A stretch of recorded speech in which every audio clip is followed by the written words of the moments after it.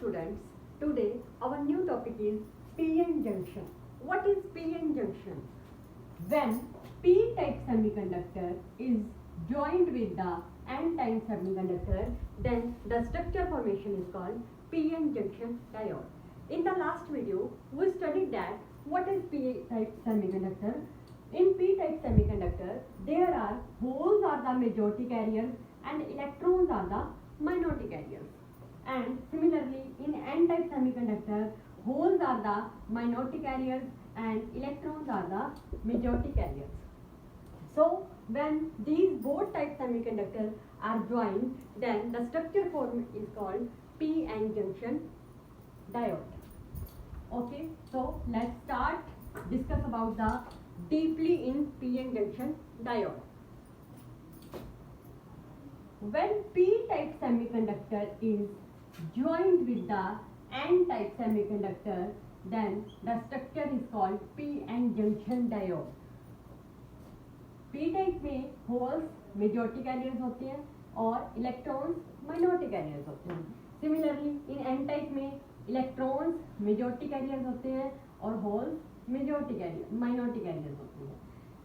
उन दोनों को जब हम फॉर्म करते हैं, ज्वाइन करते हैं, देन जो बीच में एक ये लाइन होती है, ये किसका काम करती है? एक जंक्शन का काम करती है.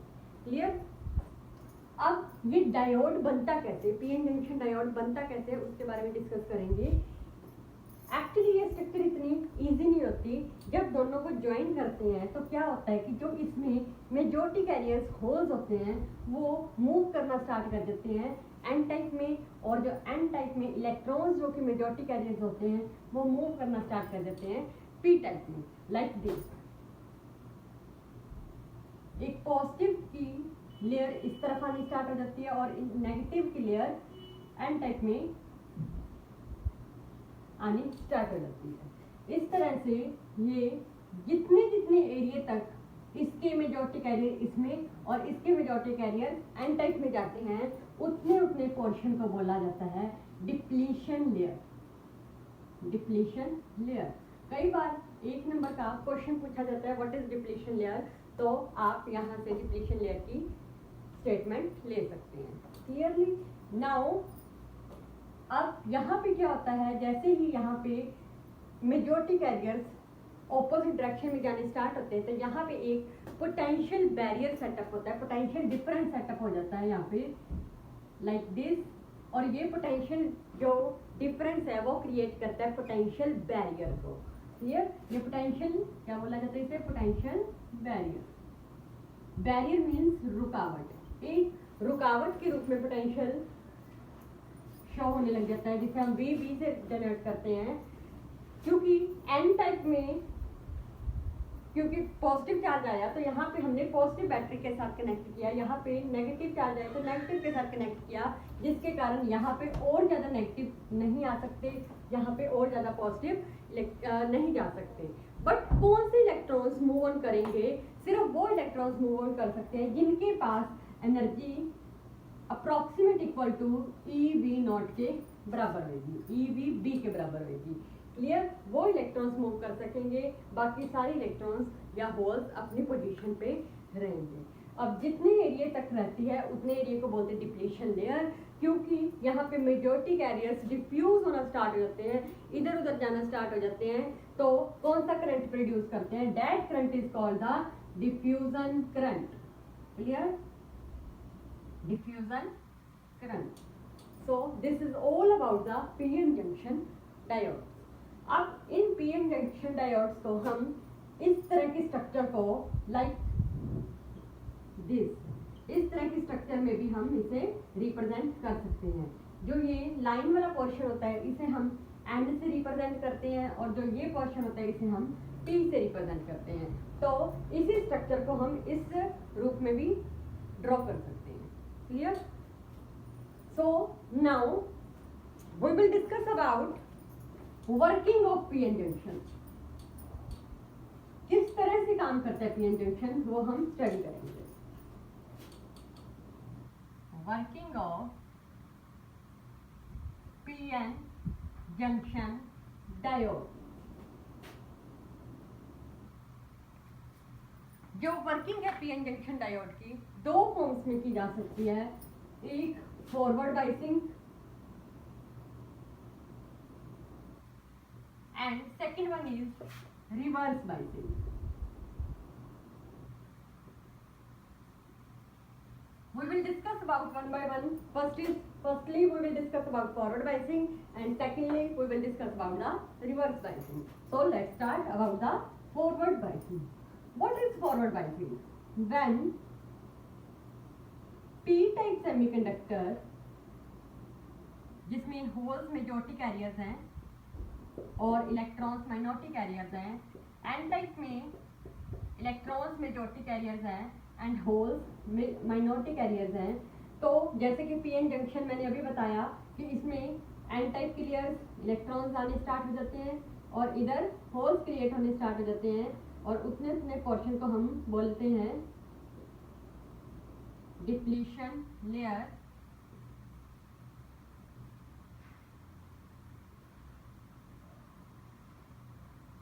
That is BB potential barrier.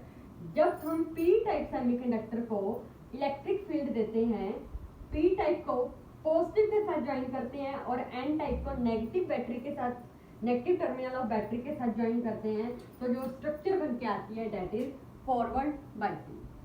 ठीक. अब पी टाइप को जब पॉजिटिव टर्मिनल के साथ बैटरी के और एन टाइप को नेगेटिव टर्मिनल के साथ ज्वाइन किया जाता है, तो जो करंट प्रोड्यूस होता है वो किसके कारण प्रोड्यूस होता है? फॉरवर्ड बाइसिंग के कारण. अब इसमें होता क्या क्या है फॉरवर्ड बाइसिंग में?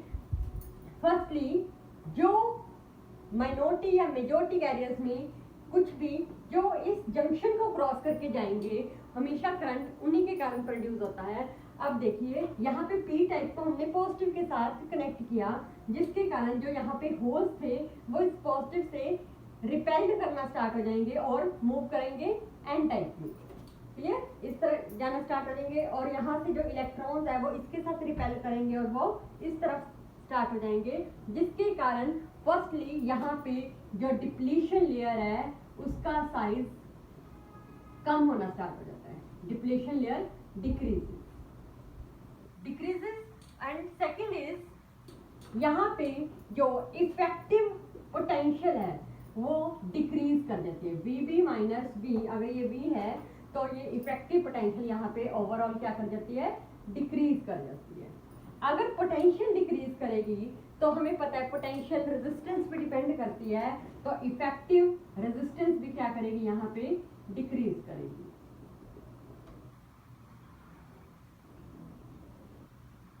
Clear?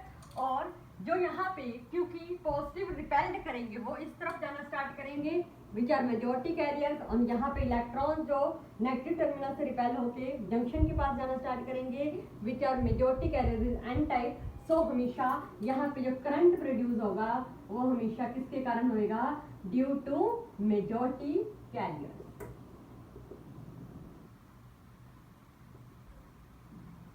Clear? This is all about the forward biasing. Clear? When P type is connected with the positive terminal of battery and N type is connected with the negative terminal of battery, then the biasing is called the forward biasing. इस case में सबसे पहले depletion layer decrease हो जाती है क्योंकि यहाँ से बहुत सारे मेजॉरिटी कैरियर्स में होल्स पुश करना स्टार्ट करेंगे और इधर से इलेक्ट्रॉन्स पुश करेंगे, जिसके कारण डिप्लीशन लेयर कम होनी स्टार्ट हो जाती है. इफेक्टिव पोटेंशियल कम हो जाती है. पोटेंशियल कम होगी तो रेजिस्टेंस कम होती है और साथ में इसमें करंट हमेशा मेजॉरिटी कैरियर्स के कारण प्रोड्यूस होता है. Clear? Now we will discuss about the reverse biasing. This is opposite to the forward biasing. Reverse biasing में हम पी टाइप को कनेक्ट करते हैं नेगेटिव टर्मिनल से और एन टाइप को कनेक्ट करते हैं पॉजिटिव टर्मिनल ऑफ बैटरी से. क्लियर? अब यहाँ पे सारा केस उल्टा हो जाएगा कि यहाँ पे जो होल्स हैं वो इसकी तरफ आना स्टार्ट हो जाएंगे, नेगेटिव टर्मिनल ऑफ बैटरी की टुवर्ड्स आना स्टार्ट हो जाएंगे, और इसमें जो होल्स जो इलेक्ट्रॉन्स मेजॉरिटी कैरियर है वो पॉजिटिव की तरफ आना स्टार्ट हो जाएंगे, जिसके कारण दोनों मेजॉरिटी कैरियर्स आपस में इस डायरेक्शन में जाने के कारण इसमें फर्स्टली क्या हो जाता है? डिप्लीशन लेयर इंक्रीज हो जाती है. क्लियर? डिप्लीशन लेयर का साइज हमेशा इंक्रीज हो जाता है. क्योंकि जो मेजॉरिटी कैरियर्स हैं वो आपस में ऑपोजिट डायरेक्शन में मूव करना स्टार्ट कर जाते हैं। क्लियर? यहाँ पे क्या आएगा, रिवर्स बाइसिंग के केस में यहाँ पे इंक्रीज आ जाएगा। सेकंड, इसमें जो इफेक्टिव पोटेंशियल है वो भी क्या हो जाएगी, इंक्रीज होएगी। क्लियर? इंक्रीज समझ आ गई क्यों होएगी, क्योंकि यहाँ पे डिप्लीशन लेयर का साइज बढ़ता जा रहा है, जिसके कारण वहां और यहाँ पे होल्स क्रिएट होना स्टार्ट हो जाते हैं, यहाँ पे इलेक्ट्रॉन्स क्रिएट होना स्टार्ट हो जाते हैं, जिसके कारण पोटेंशियल इंक्रीज हो जाएगी। अगर पोटेंशियल इंक्रीज होगी तो इफेक्टिव रेजिस्टेंस भी इंक्रीज हो जाती है। And last one is current. हमेशा मैंने बताया था जो जंक्शन में से क्रॉस करके जाते हैं उनके कारण होता है। यहाँ पे जो इलेक्ट्रॉन्स हैं वो तो इस तरफ जा रहे हैं जंक्शन के पास, और होल्स हैं वो इस तरफ जा रहे हैं। इसलिए क्योंकि इलेक्ट्रॉन्स इसमें माइनॉरिटी कैरियर्स थे और इसमें होल्स माइनॉरिटी कैरियर्स थे जो जंक्शन को क्रॉस करके जा रहे हैं, तो करंट हमेशा माइनॉरिटी चार्ज कैरियर्स के कारण डेवलप होता है। Clear? This is all about the forward biasing and reverse biasing. तो पीएन जंक्शन की ये वर्किंग थी, इस तरह से पीएन जंक्शन डायोड वर्क करते हैं।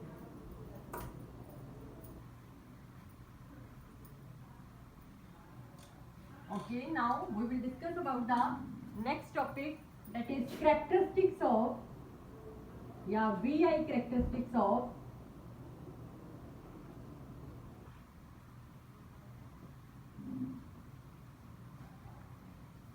PN junction diode in both the cases, forward biasing and reverse biasing.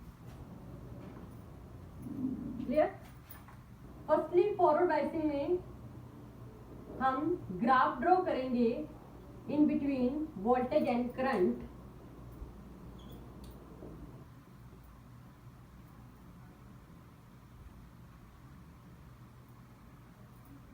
Zero, 1, 2, 3, 4, 1, 2, 3, 4। तो फॉरवर्ड बाइसिंग में क्योंकि करंट हमेशा मेजॉरिटी चार्ज कैरियर्स के कारण होता है, तो यहाँ पे अगर हम इसका एक डायग्राम ड्रॉ करें कि अगर मैंने यहाँ पे PN junction diode forward biasing में अगर मैंने बनाया यहाँ पे,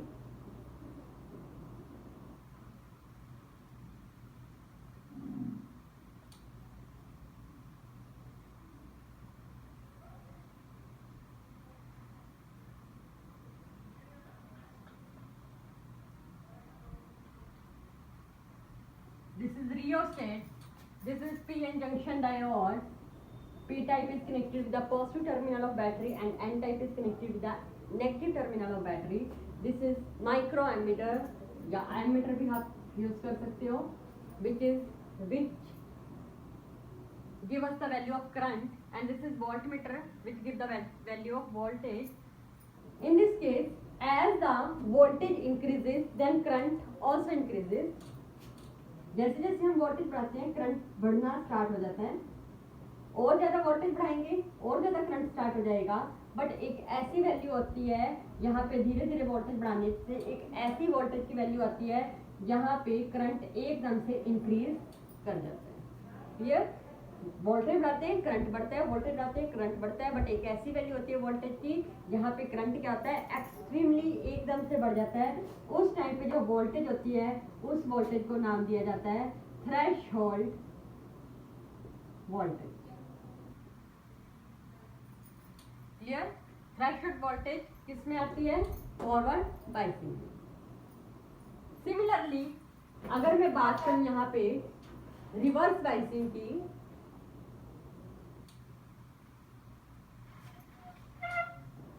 अगर यहाँ पे हम पीएन जंक्शन को रिवर्स बाइस करते हैं,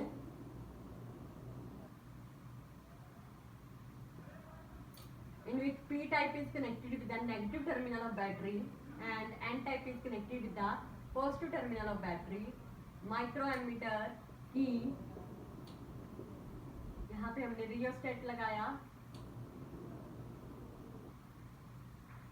this is voltmeter।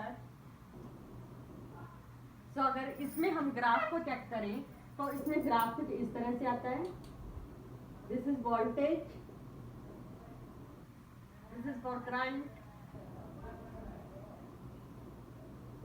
1, 2, 3, 1 2 3 4 clear.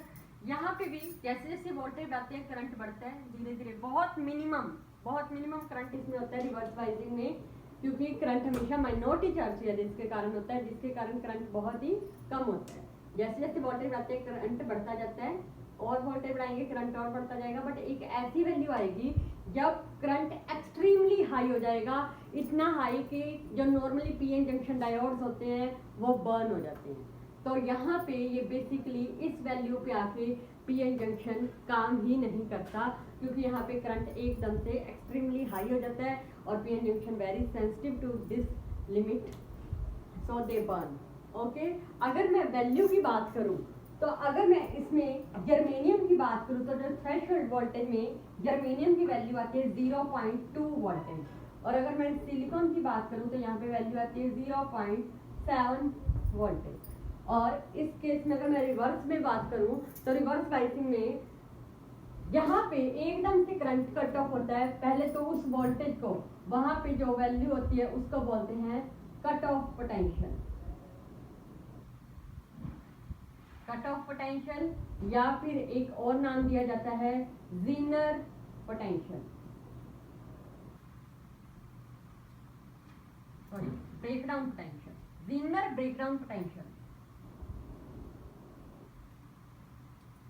Clear. और यहाँ पे अगर मैं वैल्यू चेक करूं तो नॉर्मली 0.2 से या 3 वोल्टेज तक जाती है इसकी वैल्यू, यहाँ पे एकदम से वोल्टेज कट हो जाती है और करंट एक्सट्रीमली हाई होने के कारण दे burn out. Clear, this is all about the VI characteristics of PN junction diode.